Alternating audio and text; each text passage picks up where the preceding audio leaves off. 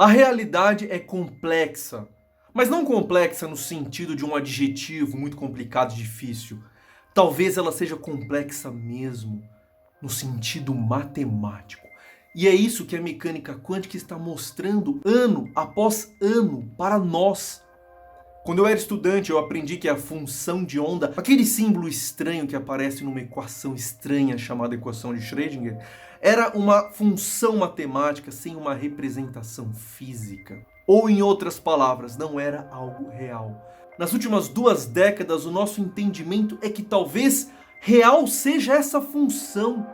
E o nosso dia a dia, o que nós medimos, o que nós interagimos, seja uma projeção mais estável da realidade mais profunda. Talvez a função de onda que acompanhe o elétron seja no fundo o próprio elétron.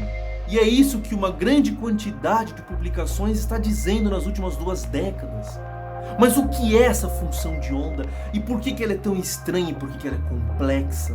O quadrado da função de onda se relaciona com a probabilidade de encontrar, por exemplo, um elétron numa determinada região. E probabilidade é algo que se relaciona com informação pela entropia de Shannon.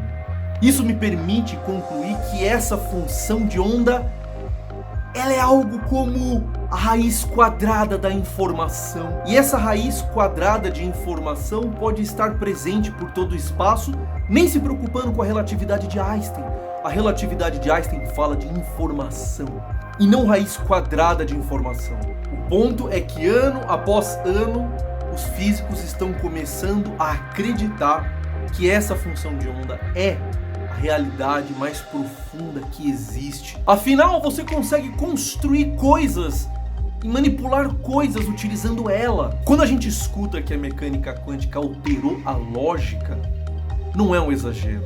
Antes da mecânica quântica, nós trabalhávamos com a ideia de falso ou verdadeiro. Com a mecânica quântica surgiu a ideia de raiz quadrada de falso. O que pode ser a raiz quadrada de falso? Eu não sei, mas quando eu aplico 2 raízes quadradas de falso, eu encontro falso. Eu sei que tudo isso é estranho e parecem ser só palavras, até você construir um interferômetro de Max Zehnder e ver a luz se comportando dentro desse padrão lógico de raiz quadrada de informação. O que eu quero falar é que talvez neste 1 século que nós tomamos o controle nas mãos da física quântica, talvez a matemática tivesse nos tentando falar que a função de onda é de fato a realidade. E o que nós vivemos aqui é só uma projeção, um pequeno pedaço estável e ilusório.